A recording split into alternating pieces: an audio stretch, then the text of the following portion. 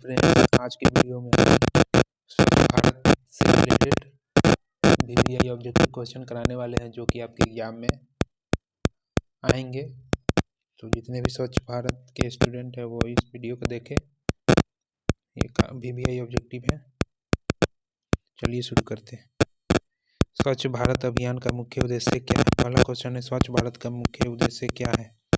तो option A है केवल सड़कों की सफाई करना। ऑप्शन बी में भारत को खुले में शौच मुक्त बनाना और कचरा प्रबंधन करना। सी में वृक्षारोपण करना और डी में नदियों का गहरा करना। तो इसका सही आंसर क्या हो जाएगा? ऑप्शन बी, भारत को खुले में शौच मुक्त बनाना और कचरा प्रबंधन। क्वेश्चन नंबर 1 का आंसर बी हो जाएगा। क्वेश्चन नंबर 2 पे आते हैं। क्वेश्चन नंबर 2 है, महात्मा गांधी के अनुसार स्वच्छता और स्वतंत्रता में क्या संबंध है? तो महात्मा गांधी के अनुसार जो है स्वच्छता और स्वतंत्रता में क्या संबंध था? स्वच्छता स्वतंत्रता से अधिक महत्वपूर्ण है, यही संबंध था। तो 2 का क्या हो जाएगा? बी हो जाएगा। स्वच्छता स्वतंत्रता से अधिक महत्वपूर्ण है, 2 का ऑप्शन सी हो जाएगा। क्वेश्चन नंबर 3 है हमारा, स्वच्छ भारत अभियान के प्रतीक चिन्ह में गांधी जी की कौन सी वस्तु दिखाई गई है? तो स्वच्छ भारत अभियान में गांधी जी की कौन सी वस्तु को दिखाया गया है प्रतीक के रूप में?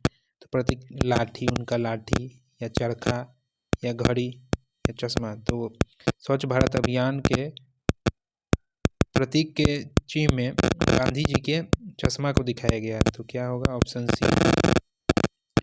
ऑप्शन सी चश्मा। तो स्वच्छ भारत अभियान के प्रतीक चिन्ह में गांधी जी की कौन सी वस्तु दिखाई गई थी? चश्मा को दिखाया गया था। क्वेश्चन नंबर 4, SBA यानी स्वच्छ भारत अभियान ग्रामीण किस मंत्रालय के अंतर्गत आता है? तो किस मंत्रालय के अंतर्गत आता है? जल शक्ति मंत्रालय विभाग के, जल शक्ति मंत्रालय, पेयजल और स्वच्छता विभाग के अंतर्गत, यानी जल शक्ति मंत्रालय के अंतर्गत आता है SBA ग्रामीण। स्वच्छ भारत अभियान ग्रामीण किस मंत्रालय के अंतर्गत आता है? जल शक्ति मंत्रालय के अंतर्गत आता है। क्वेश्चन नंबर 5 है, गांधीवादी दर्शन में सफाई को क्या माना गया है? गांधीवादी दर्शन में सफाई को क्या माना गया है? एक मजबूरी माना गया है, एक आध्यात्मिक और नैतिक कर्तव्य माना गया है, केवल सरकार का काम माना गया है, या एक व्यवसायिक कार्य? तो इसका सही उत्तर क्या होना चाहिए? एक आध्यात्मिक और नैतिक कार्य। तो इसका सही आंसर बी हो जाएगा। गांधीवादी दर्शन सफाई को क्या माना गया है? एक आध्यात्मिक और नैतिक कर्तव्य माना गया है। क्वेश्चन नंबर 6 है, स्वच्छ भारत अभियान कब समाप्त करने का लक्ष्य रखा गया था? तो स्वच्छ भारत कब से कब तक था? तो 2019 तक। तो गांधी जी की 150वीं जयंती तक इस मिशन को पूरा करने का लक्ष्य रखा गया था, 2019। तो इसका लक्ष्य कब तक था? 2019, 2 अक्टूबर 2019, महात्मा गांधी की 150वीं जयंती तक। क्वेश्चन नंबर 7, सतत अपशिष्ट प्रबंधन का हिस्सा है। सतत अपशिष्ट प्रबंधन का कौन हिस्सा है? तो कचरा जलाना, या कचरे को जमीन में दबाना, या कचरे को पानी में फेंकना। तो इसका सही आंसर क्या हो जाएगा? पुनर्चक्रण, रिसाइकलिंग करना और पुनः उसका उपयोग करना, reuse, recycle and reuse. Question number 8, APSH का पूर्ण रूप क्या है? तो APSH का पूर्ण रूप है आवास और सार्वजनिक स्वास्थ्य। आवास और सार्वजनिक स्वास्थ्य। उसके बाद है, नागरिकों का स्वच्छता में प्रमुख उत्तरदायित्व क्या है? नागरिकों का स्वच्छता में क्या दायित्व होना चाहिए? कचरे को स्रोत पर ही अलग अलग करना, कचरे को स्रोत को अलग अलग करना, गीला कचरा को गीले डस्टबिन में और सूखा कचरा को सूखे डस्टबिन में रखना। क्वेश्चन नंबर 10, गांधी जी ने किस वर्ष कहा था कि स्वच्छता ईश्वर की भक्ति के समान है? किस वर्ष कहा था कि स्वच्छता जो है ईश्वर की भक्ति के समान है? तो ये इन्होंने कहा था 1916 में भाषण के दौरान, BHU में जब भाषण दे रहे थे उसी के दौरान इन्होंने 1916 में कहा था। तो ऑप्शन सी। क्वेश्चन नंबर 11, स्वच्छ भारत ग्रामीण और शहरी पहलू। स्वच्छ भारत क्या था? ग्रामीण और शहरी पहलू दोनों था। ग्रामीण क्षेत्रों में ओडीएफ का दर्जा कब दिया जाता है? तो ग्रामीण क्षेत्रों में ओडीएफ का दर्जा कब दिया जाता है? जब गांव का हर व्यक्ति शौचालय का उपयोग करे। जब गांव का हर व्यक्ति शौचालय का उपयोग करे। क्वेश्चन नंबर 12, ओडीएफ प्लस गांव कौन सा है? ओडीएफ प्लस गांव कौन सा है? जहां ओडीएफ स्थिति के साथ ठोस तरल कचरा प्रबंधन भी हो। तो ऑप्शन बी 12 नंबर का। क्वेश्चन नंबर 13, 2014 ग्रामीण स्वच्छता कवरेज लगभग कितनी थी? 50%, 38%, 20% या 27? का सही उत्तर क्या हो जाएगा? 38%, यानी कि ऑप्शन बी।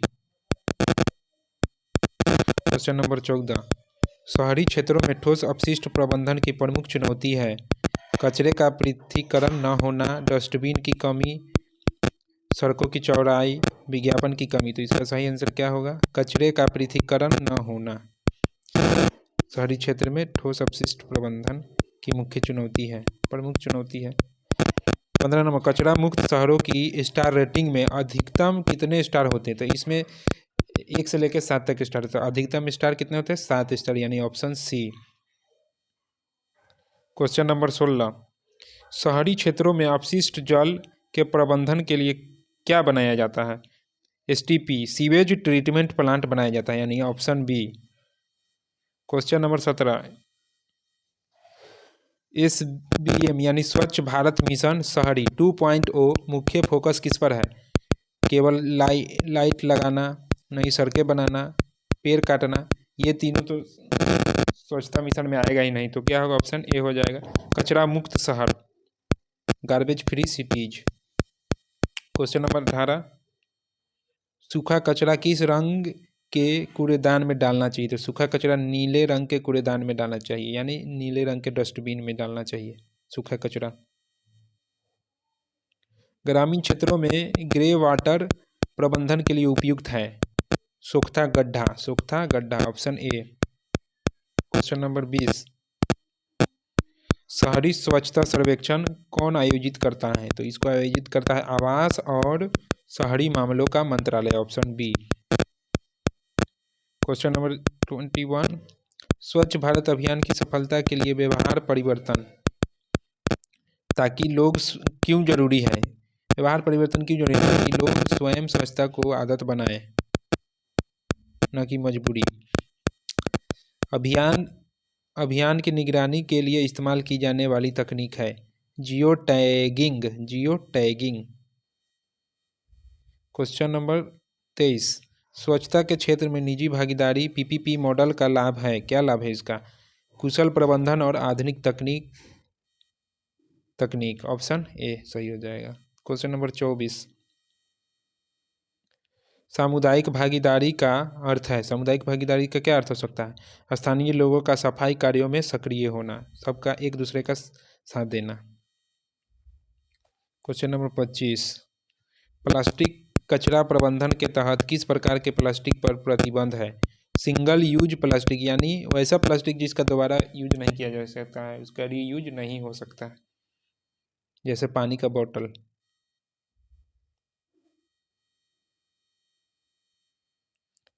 स्वच्छता अभियान के वित्तीय प्रबंधन में स्वच्छ भारत कोष का स्रोत क्या है? क्या हो सकता है इसका? कॉर्पोरेट सामाजिक उत्तरदायित्व और दान, ऑप्शन बी। क्वेश्चन नंबर 27, स्वच्छता सर्वेक्षण में शहरों को अंक किस आधार पर दिए जाते हैं? सेवा प्रगति, नागरिक फीडबैक के आधार पर दिया जाता है, ऑप्शन बी। क्वेश्चन नंबर 28, स्वच्छाग्राही कौन होते हैं? स्वच्छता के प्रति जागरूक करने वाले स्वयंसेवक स्वच्छाग्राही कहलाते हैं, यानी 28 का ऑप्शन बी करेक्ट हो जाएगा। क्वेश्चन नंबर 29, अभियान के क्रियान्वयन में सबसे बड़ी बाधा है। तो अभियान के क्रियान्वयन में सबसे बड़ी बाधा क्या है? पुरानी सोच और जागरूकता की कमी और अशिक्षा, ये भी हो सकता है, अशिक्षा भी है इसमें। तो 29 का ऑप्शन क्या हो जाएगा? 29 का ऑप्शन ए हो जाएगा। क्वेश्चन नंबर 30 है, स्वच्छता ही सेवा अभियान का उद्देश्य क्या है? श्रमदान के माध्यम से जन आंदोलन खड़ा करना, यही इसका उद्देश्य है। ऑप्शन बी 30 का। क्वेश्चन नंबर 31, खुले में शौच मुक्त ODF होने का सबसे बड़ा स्वास्थ्य लाभ क्या है? स्वास्थ्य लाभ क्या है मतलब लाभ तो लिखा गया है, लेकिन इससे बीमारी ही होता है, तो कौन सा बीमारी? पेचिश, हैजा और कुपोषण में कमी। क्या कह रहा है क्वेश्चन? क्या है? खुले में शौच मुक्त। अच्छा, खुले में शौच मुक्त नहीं करने से हमें क्या लाभ होगा? तो क्या लाभ हो सकता है? पेचिश, हैजा और कुपोषण में कमी आएगा। Option B. Question number 32, Indore Bharat का सबसे स्वच्छ शहर क्यों बना रहता है? वहाँ बारिश ज़्यादा होती है इसलिए, बेहतर कचरा पृथक्करण और जन भागीदारी के कारण, वहाँ उद्योग नहीं है इसलिए, या फिर वहाँ की आबादी बहुत कम है। तो इसमें से क्या हो जाएगा? इसका सही आंसर हो जाएगा बी, बेहतर कचरा पृथक्करण और जन भागीदारी के कारण वहाँ के सभी लोग जागरूक होंगे, इसी वजह से ऐसा होता होगा। गीला कचरा जैसे सब्जियों के छिलके से क्या बनाया जा सकता है? इससे क्या बनाया जा सकता है? जैविक खाद बनाया जा सकता है। जैविक खाद, गीला कचरा से जैविक खाद बनाया जा सकता है। क्वेश्चन नंबर 34, शौचालय निर्माण के लिए ग्रामीण क्षेत्रों में सरकार द्वारा दी जाने वाली राशि लगभग कितनी थी? तो पता होगा कितना राशि था? 12,000 रुपया प्रति व्यक्ति। प्रति व्यक्ति नहीं, प्रति घर। हर घर में 12,000 रुपया शौचालय के लिए आर्थिक मदद। स्वच्छ भारत मिशन का दूसरा चरण फेज 2 कब तक के लिए है? तो वो था 2020-21 से 2020-21 से 2024-25। 2020-21 से 2024-25 तो अब खत्म होने वाला है, यानी कि ये 2 अक्टूबर 2025 को ये मिशन कंप्लीट हो गया होगा। क्वेश्चन नंबर 36, स्वच्छ भारत के 5R सिद्धांतों में रिफ्यूज का अर्थ क्या है? प्लास्टिक जैसी हानिकारक चीज़ों को मना करना। क्वेश्चन नंबर 37, नदियों की सफाई के लिए कौन सा मिशन स्वच्छ भारत के समानांतर चलता है? Namami Gange. Option B. Question number 38, स्कूलों में स्वच्छता को बढ़ावा देने के लिए कौन सा कार्यक्रम चलाया जाता है? स्वच्छ विद्यालय अभियान। Option A. क्वेश्चन नंबर 39, निम्नलिखित में से कौन सा सतत अपशिष्ट प्रबंधन का हिस्सा नहीं है? खुले में कचरा फेंकना। Option C. क्वेश्चन नंबर 40, जो कि हमारा लास्ट प्रश्न, अंतिम प्रश्न है, स्वच्छ भारत अभियान ने पर्यटन पर क्या प्रभाव डाला है? तो विदेशी पर्यटकों की संख्या और भारत की छवि में सुधार हुआ है पहले से बहुत ज़्यादा। तो ये था स्वच्छ भारत से रिलेटेड VVI ऑब्जेक्टिव। तो आप लोग इस वीडियो को देख लीजिएगा, एग्जाम में इसके आने की पूरी संभावना है। अगर वीडियो अच्छा लगा हो तो अपने दोस्तों में शेयर कीजिए और इस चैनल को सब्सक्राइब कीजिए। धन्यवाद।